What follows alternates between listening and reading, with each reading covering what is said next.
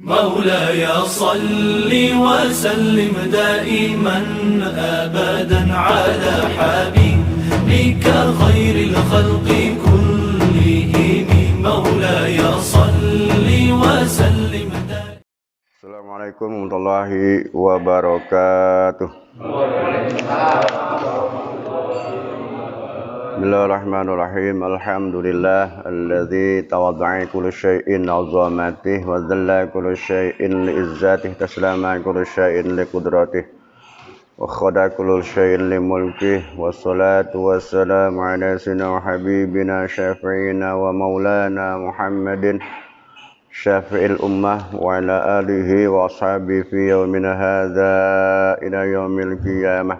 Wa an Abi Umamah Al-Bahili radhiyallahu anhu qala Rasulullah sallallahu alaihi wasallam ana za'imun baitin fil rabadil jannah liman taraka mira'ah wa in kana muhiqqan wa baitin fi wasatil jannah liman tarakal kadzib wa in kana mazihan wa baitin fi a'lal jannah liman hasanal khuluqu. Al haditsus sahih rawahu Abu Dawud bisnad sahih. Hadirin jamaah bahagia, hadis berikutnya tentang bab husnul khuluq dari Abu Umamah Al-Bahili. Dia berkata, semoga Allah Subhanahu wa taala memberikan keridhaan kepadanya. Dia berkata, qala Rasulullah sallallahu alaihi wasallam, bahwasanya Rasulullah sallallahu alaihi wasallam telah bersabda, ana zaimun baitil fi rabadil jannah. Saya menjamin, az-zaim maknanya dhamin, arti jamin. Saya menjamin baitin fi rabadil jannah, membuatkan surga, membuatkan rumah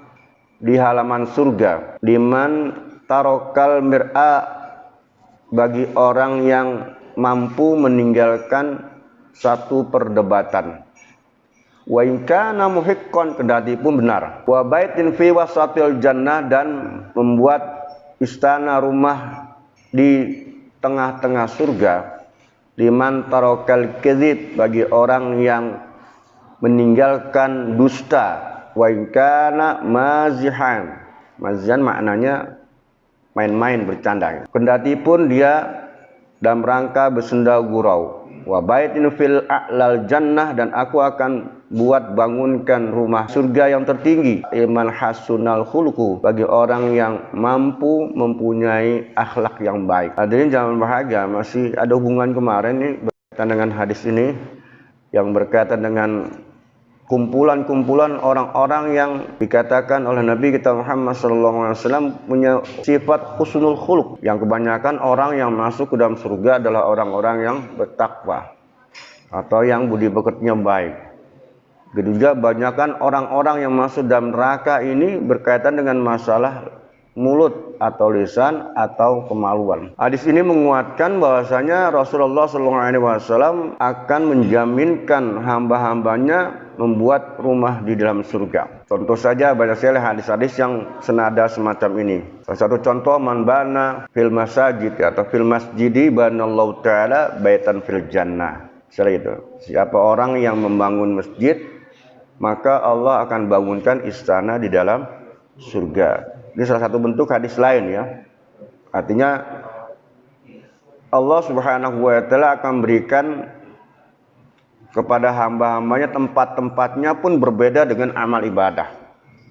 Karena surga itu kan luas. Katakan di dalam Al-Qur'an dijelaskan, wasari'u ila maghfiratin mir rabbikum wa jannatil ardha samawati wal ardu uiddat lil muttaqin. Dan bersegeralah kamu terhadap ampunan Allah yang surga luasnya disediakan, surga luasnya 7 lapis langit dan bumi, uiddat lil muttaqin, disediakan buat orang-orang yang takwa. Sebagaimana kemarin tentang kebanyakan orang masuk surga dah takwa. Cuman pembiasan aplikasi takwa ini amaliyahnya berbeda-beda. Ya, jadi kumpulan-kumpulan tadi di situ ada kumpulan-kumpulan husnul khuluq. Karena husnul ini kebaikan, akhlak yang baik ini yang berkenaan dengan akhlak yang hubungannya kepada Allah, artinya menjaga syariat Islam yang diperintahkan kepada Allah dan menjaga hubungannya kepada manusia. Nah, dalam konteks hadis ini, tempat-tempat yang mereka diberikan, kendati pun surga, tapi couplingnya beda-beda. Ya, ada coupling 36, ya mungkin tipe 36 ya kecil gitu ya. Ada yang 72 beda. Nah, yang pertama dikatakan Nabi kita Muhammad SAW, saya menjamin akan mendirikan, membangunkan rumah di halaman surga atau di sekitar. Karena makna robadil jannah sekitar, ibarat kita ini di sekitar kita ini. Sekitar kita ibarat Jakarta ya sekitar Jakarta, apakah di taman dan sebagainya. Itu disebut dengan di halaman surga.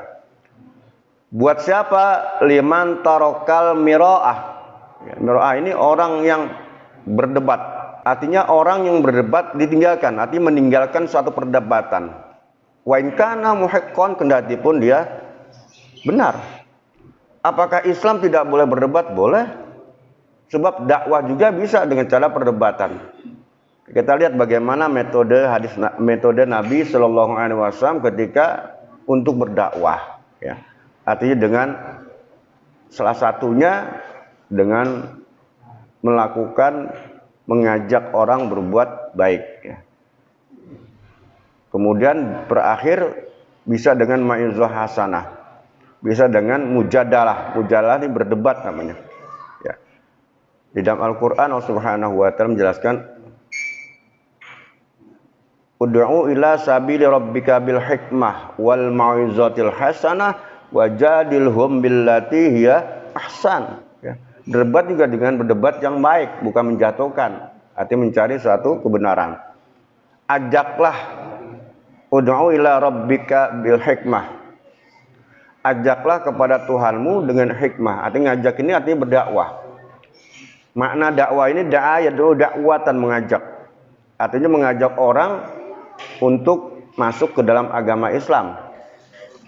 Mengajak orang untuk menyembah tauhid. Nah, Rasul Shallallahu Alaihi Wasallam ketika berdakwah pun ada konsepnya.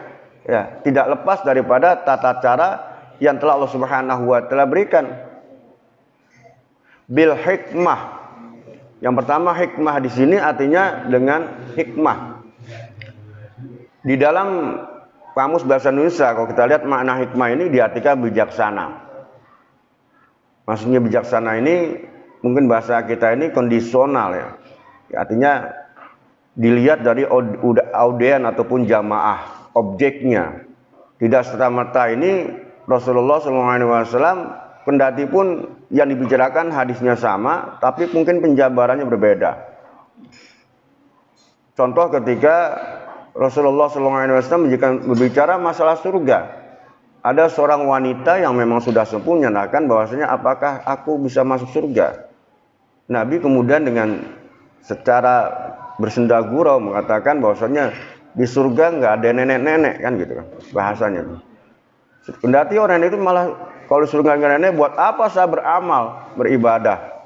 Ya, kalau nggak masuk surga kan gitu kan, nggak ada nenek-nenek. Ternyata Rasulullah SAW menjelaskan dengan secara hikmah.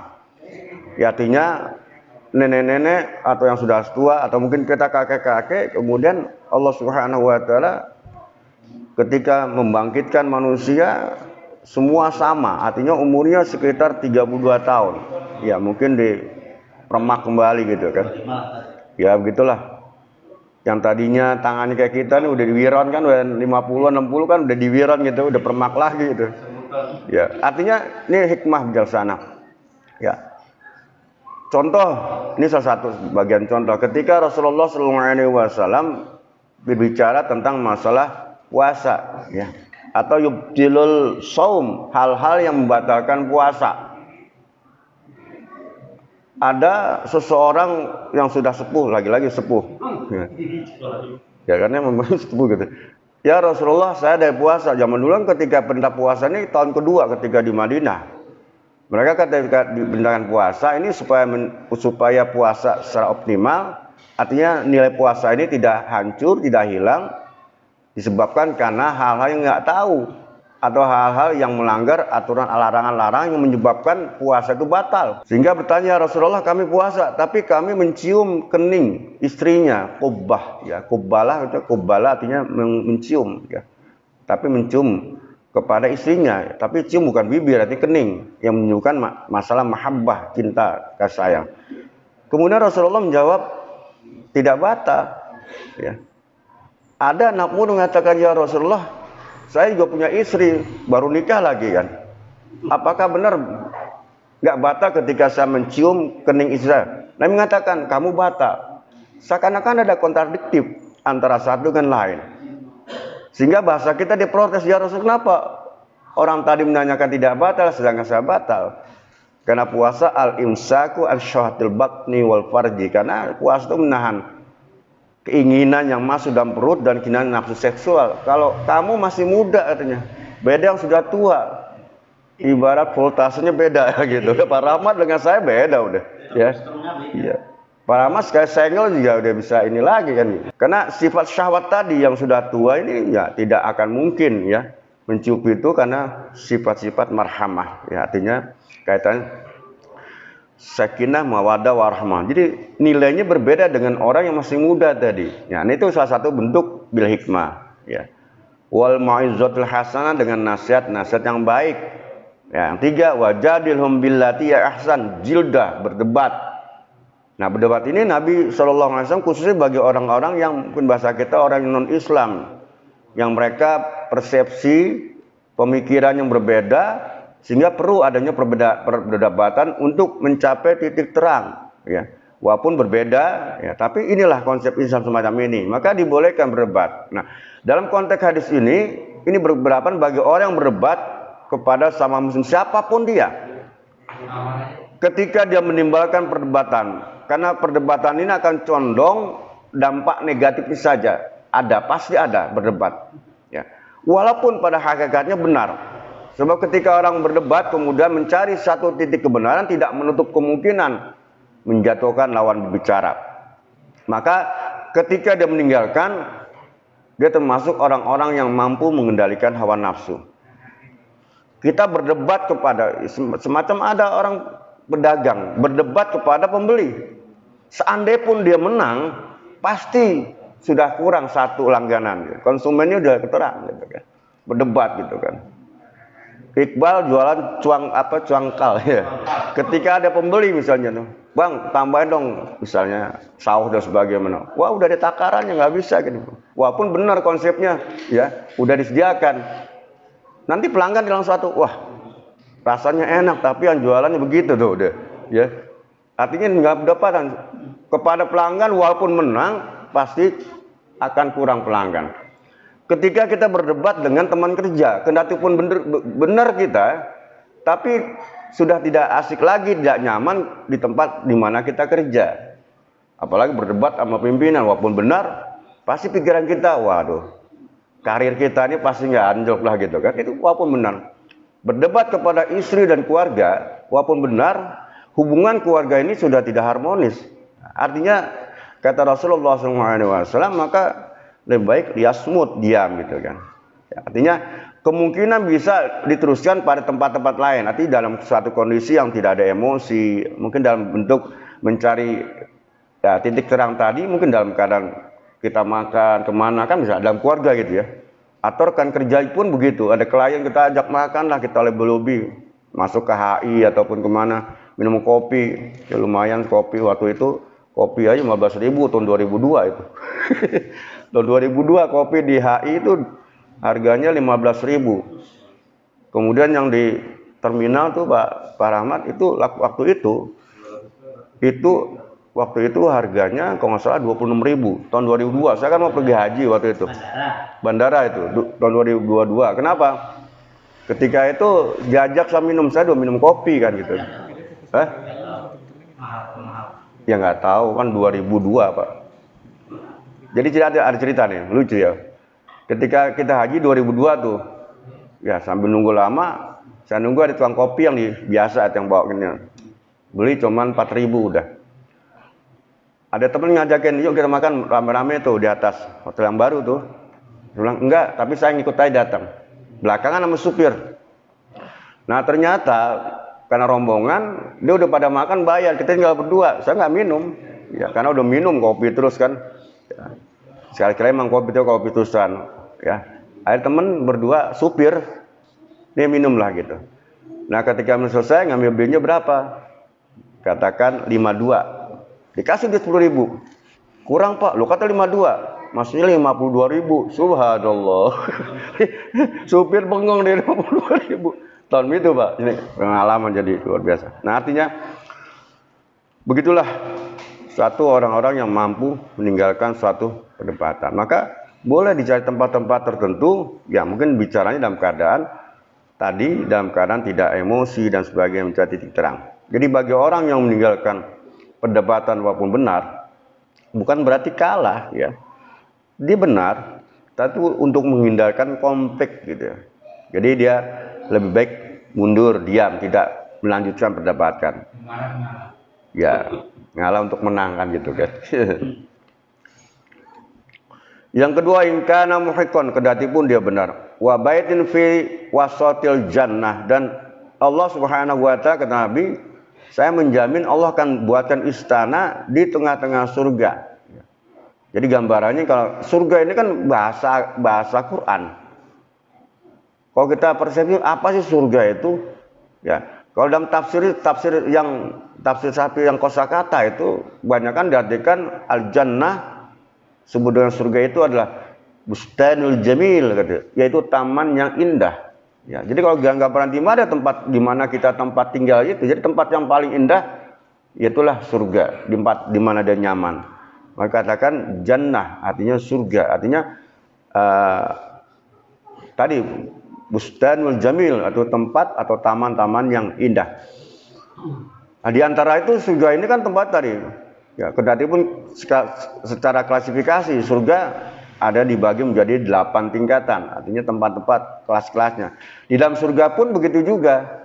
Ada yang Allah Subhanahu wa taala ciptakan ya di halaman tadi, ya surga di depannya, di sekitar surga ada yang di tengah-tengah ini. Ini yang di tengah-tengah dikatakan bagi siapa? Liman tarokal kizib, bagi orang yang meninggalkan dusta. Wa in kana mazihan, kendati pun senda gurau, ya bercanda kan gitu kan. Ya, bercanda kenapa? Soal bercanda kan bohong. Ya dulu waktu kecil ya, dicerita ya. Ada seorang yang biasa bohong ya. Kembali kita bicara ya, innal kadziba yahdi minal fujur wa innal fujura yahdi ilal jannah. Ada orang biasa bohong gitu kan, awalnya bercanda gitu kan. Tapi bercanda agak keterlaluan. Di satu perkampungan ya, zaman dulu kan sepi. Ya, dulu nggak ada hansip, nggak ada ronda. Tiba-tiba dengan suatu lantang malam-malam ketika orang tidur lagi nyenyaknya ya, terbuai dengan mimpi masing-masing, dia teriak ular gitu. Malam-malam kendati pun begini di kampung otomatis pada bangun. Mungkin zaman Pawan itu bangun tapi sambil ngentongin ada bahaya, tanda bahaya. Orang kampung ya di Purworejo gitu ya. Orang kampung pada bangun semua, takut rumahnya kemasukan orang. Baru ditanya mana ularnya? Maaf bercanda kata. Subhanallah, orang sedang tidur, pulas, tiba-tiba ada satu teriakan yang mengagetkan, yang membangkitkan orang yang sedang tidur, membangunkan tidur. Ternyata hanya bercanda. Ya. Dan ini dilakukan terjadi lagi, walaupun tidak hanya berapa hari, mungkin minggu atau bulan, begitu lagi. Ya. Jadi kebiasaan berdusta. Kemudian mengatakan malam-malam ada macan. Wah, pada takut. Ya, kita lihat binatang. Akhirnya pas keluar mereka dengan mana macannya? Bercanda katanya itu. Kan bohong kan gitu. Begitu seterusnya, suatu ketika ada benar-benar ada singa kan gitu. Ini cerita Pak Haji. Ya, cerita gitu. Teriak malam singa, dengar wah suaranya dia tuh katanya. Ah biarin aja dia seorang tukang bohong. Kalau bahasa kita ngibul, ngewadul, biarin aja. Kita dibohongin lagi, udah dia nggak keluar. Ternyata memang ada benar-benar singa kan gitu. Ya udah habis sama singa gitu. Nantinya awalnya kan bercanda tadi.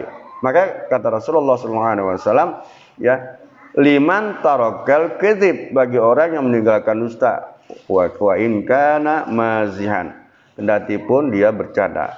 Bercanda aja kata Nabi jangan ya. Karena menyangkut masalah orang banyak. Bercanda dengan teman. Kalau temannya dalam keadaan suasana hatinya bagus, mungkin tertawa. Tapi kalau suasana tidak bagus kan bisa menimbulkan pertengkaran juga karena kebohongan-kebohongan tadi. Nah, oleh karena itu kata Nabi, ya walaupun bencana diupayakan jangan melakukan perbuatan-perbuatan dosa.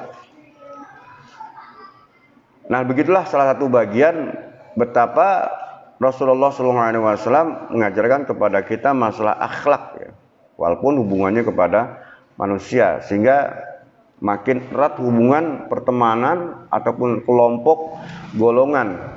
Jangan karena masalah-masalah kedustaan ini, ya, yang dibungkus dengan satu kebenaran, nampaknya ada luar, ternyata di dalamnya penuh dengan suatu kedustaan.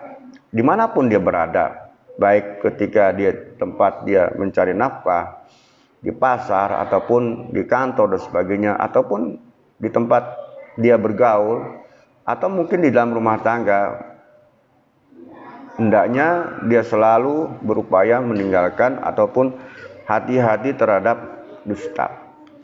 Kemudian yang ketiga, wa baitin fil a'la al jannati, dan Allah berikan atau Nabi SAW jamin Allah akan berikan rumah, dirikan rumah yang paling tinggi di surga, maksudnya derajatnya ini. Bagi siapa? Liman hasunal khuluquhu, bagi orang yang punya akhlak yang paling baik. Ya, ini semua kumpulan-kumpulan itu dia punya, ya, bentuknya saksiah kepribadian dia. Ya, jadi akhlak yang karimah, akhlak yang mulia di sisi Allah Subhanahu wa taala, baik hubungannya kepada Allah akhlaknya maupun kepada manusia. Nah, demikian hadis ini penjabaran singkat. Mungkin ada yang bertanyakan sekitar materi ini ataupun yang lainnya. Nanti di akhir, ya, silakan. Di awal-awal tadi penjelasannya bahwa yang meninggalkan debat yang tidak bermanfaat akan dibuatkan rumah di halaman. Keterangan lain juga yang membangun masjid akan dibangunkan istana di surga. Nah, asumsi saya mungkin bukan kita, asumsi saya yang namanya masuk surga itu rasanya sudah masuk dalam sebuah istana yang mewah. Kok masih dibangunkan? Pikiran kita sudah ada itu. Ya. Bagaimana penjelasan itu? Yang masuk mereka masuk surga. Tempatnya masing-masing. Ibarat si A masuk surga ini tempatnya loh, gitu. Iya. Ada, cuman tadi kelasnya kan beda tadi. Yang ada masuk surga yang mungkin tipenya tipe 36, kan gitu. Ada yang 72 kan gitu kan. Ya, mungkin ada kelas VIP gitu kan. Sama saja, artinya tetap surga, cuman rumahnya yang dinyamani tadi. Kalau kita bicara surga ini, ya, surga Allah berikan ini nikmat yang sempurna, ya. Nikmat yang paling sempurna. Al-Alama Syekh Imam Ghazali menyebutkan an-ni'amu, ya, ala salasati aqsamin. Nikmat itu dibagi 3. Ada bahasanya beliau mengatakan nikmatun saghiratun, ada nikmatun kabiratun, ada nikmatun kamilatun. Yang pertama nikmat kecil, kedua nikmat besar, kemudian ketiga ini nikmat sempurna. Nikmat kecil apa? Nikmatun shaghir, itu nikmat yang Allah berikan di dunia, apapun besarnya, itu namanya nikmat kecil. Ya. Nikmat kecil, apapun sebesarnya. Maka ada seorang ulama mengatakan berkaitan dengan nikmat-nikmat tadi, ya, kehidupan tadi, bahwasanya Allah memberikan kehidupan di dunia. Katakan innal aisyad dunya, sesungguhnya, ya, kenikmatan di dunia tadi, ya, hidup di dunia kenikmatan, ya, Allah Subhanahu wa taala berikan wa'il azuma, kendati pun besar tadi, ya, bahwa zailun, dia pasti akan lenyap. Azuma maknanya besar. Contoh berkaitan rezeki, walaupun rezekinya berlimpah ruah. Ibaratnya bahasa kita seperti air mengalir. Orang punya duit nih, wow, nyumbang apa nggak habis-habis itu. Ibarat punya apa? Punya pohon duit, duitnya nggak pernah berseri. Ada aja tuh, kan ada begitu ya. Ada nggak begini kan? Ada, cuman kita aja belum sampai gitu kan, belum dapat gitu. Udah. Wain azuma wa besar wa zailun, ya. Dia pasti akan hilang. Kenapa? Cuman di dunia saja. Hilang kenapa? Ya ketika dia sudah pindah, ya. Setelah dia meninggal pasti semua hilang. Ya, contoh Pak Haji Haryanto nih, maaf ya. Wain azuma, naik pangkat tuh, naik. Itu kan di dunia artinya. Suatu ketika akan ditinggalkan. Maksudnya di sini apa? Ini yang disebut dengan kaitannya dengan masalah-masalah tadi. Ya, kaitannya dengan masalah tadi ketika di dunia. Ini nikmat kecil. Ya. Ataupun umur. Tuh. Dikatakan wain azma fa zailun wa munni'a mi'ata amin au alfa amin, atau berikan nikmat umur panjang, apakah 100 tahun apakah 1000 tahun, bahwa zail pasti akan hilang ketika intiqal ruha minal jasad, ketika ruh terpisah jasad, ya kematian datang hilang, artinya zailun, sifatnya sementara, mungkin bahasa kerennya nisbi, tidak kekal. Ya. Itu nikmat kecil. Ya, semua nikmat yang Allah berikan di dunia ini nikmat kecil walaupun besar. Yang kedua, nikmatun kabiratun, nikmat besar. Nikmat besar kapan yang Allah berikan? Ketika dimasukkan dalam surga, itu luar biasa nikmatnya. Nikmat terbesar itu ketika seorang mukmin masuk ke dalam surga, ya. Nah, ada lagi nikmat yang paling sempurna. Nah, nanti nikmat yang paling sempurna kapan? Ketika melihat zat Allah. Ketika hari Jumat, setiap Jumat nih Allah kumpulkan di dalam surga, ya. Oh, katakan ya ibadi salluni, gitu. Hai hambaku, minta kepadaku. Jadi penduduk surga ini sudah mendapatkan nikmat yang paling besar, tadi disuruh minta, udah nggak ada yang meminta apa lagi, orang semua fasilitasnya udah diberikan. Bahkan dalam gambar hadis, ketika orang baru niatnya aja, kalau dalam bahasa fikih kan niat tuh hama, niat hama, azam ataupun an-niyah.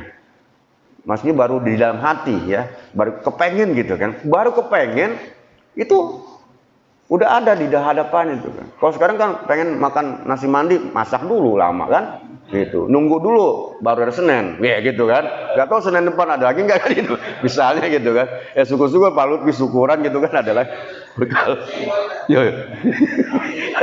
Kan baru gitu kan, tapi kan di surga ya baru itu di surga, tapi penuh surga udah mau minta apa lagi.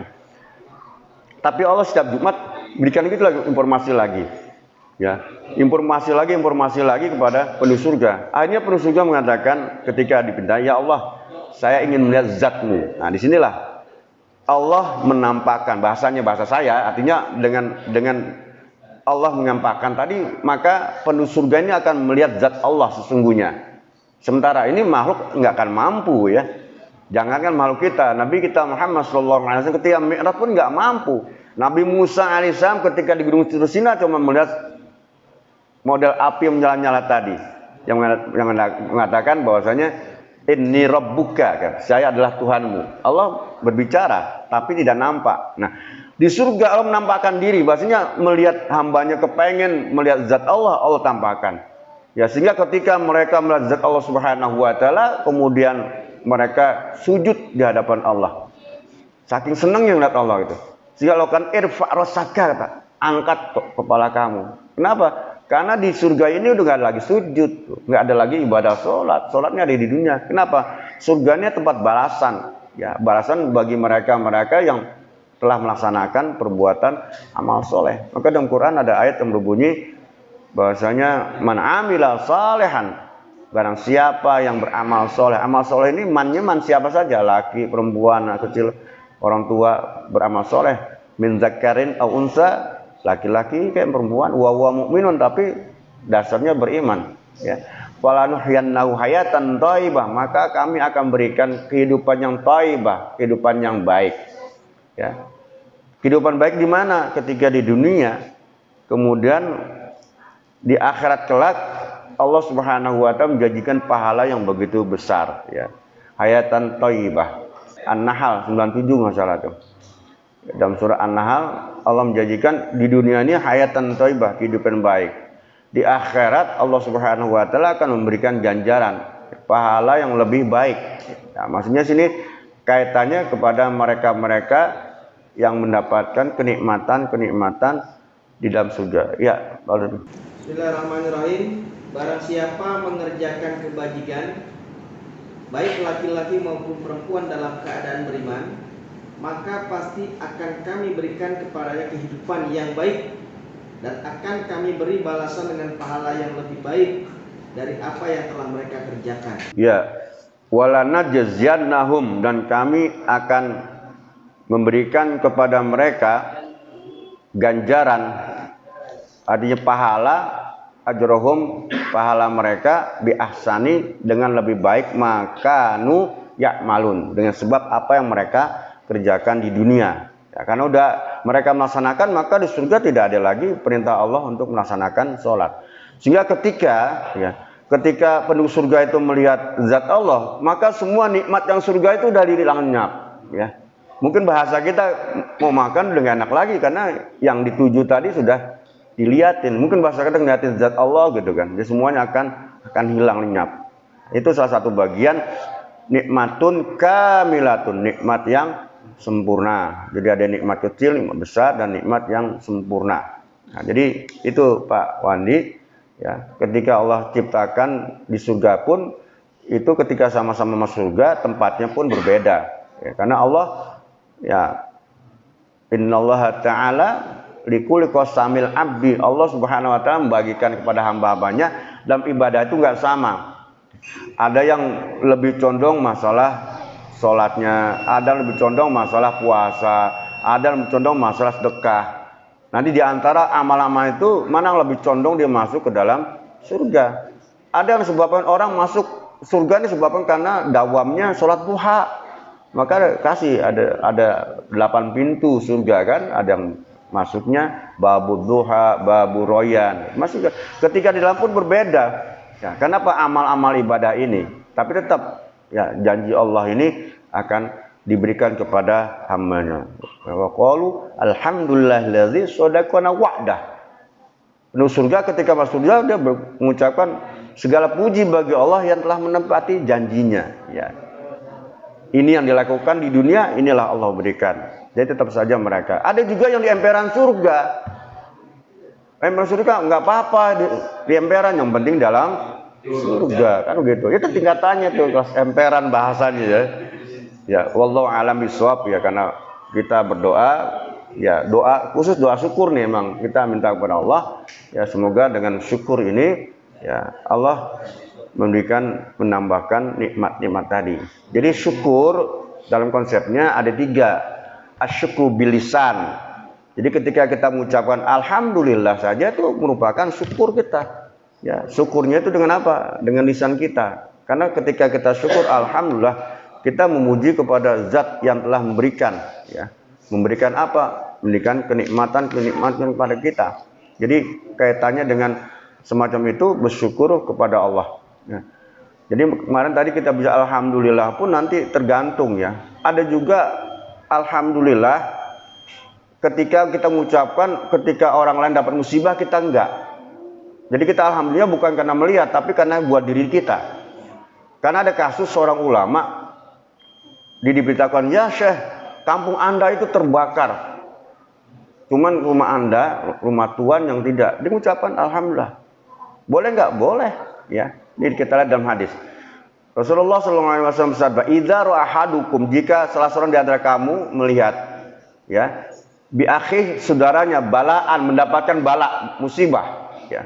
Kan kita kalau dapat musibah, likulli musibatin inna lillahi wa inna ilaihi, dalil umum gitu.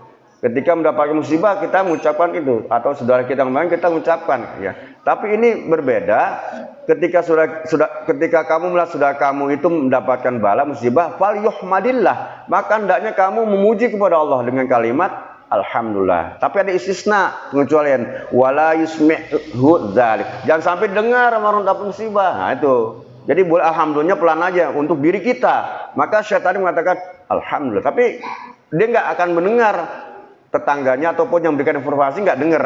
Sebab kalau misalnya mengatakan alhamdulillah, wah disangkanya malah senang melihat orang mendapatkan musibah. Iya, artinya syakul kalam, tergantung kalimat kita. Jadi itu kaitannya dengan syukur lisan. Itu syukur dapat pahala, ya. Kemudian syukur biqalbi, asyukur biqalbi, syukurnya, tapi orang yang tahu kita memuji kepada Allah dalam hati saja, kan? Ya, jadi alhamdulillah pelan saja, atau hati kita yang tahu, itu cuma syukur kepada Allah. Yang ketiga asyukur bil af'al, syukur dengan perbuatan. Seperti sholat, as-sholatu syukru. Sholat merupakan manifestasi syukur kita. Allah berikan umur panjang, Allah berikan kekuatan badan, kita syukur. Wa tasuma, begitu juga sholat puasa kamu. Wa kullu amalil khair, setiap perbuatan yang baik yang kita lakukan itu merupakan syukur, rasa syukur kita. Nah, oleh karena itu kita baca doa syukur, mudah-mudahan keluarga Pak Haji Arianta sehat walafiat dan rumah tangga dengan syukur ini mudah-mudahan masih ada potensi nggak bisa naik pangkat lagi gitu kan. Mudah-mudahan ya dari Brigjen nanti ke Irjen ya, masih ada kesempatan. Tapi Allah punya kuasa ya. Bisa aja nggak sampai setahun jadi naik kan gitu kan. Lompat kan bisa saja ya. Nambah syukur kepada Allah, nambah rezeki yang Allah Subhanahu wa taala berikan. Bismillahirrahmanirrahim. Alhamdulillahil alamin wa Muhammadin wa ala alihi Muhammad. Asyhadu an la ilaha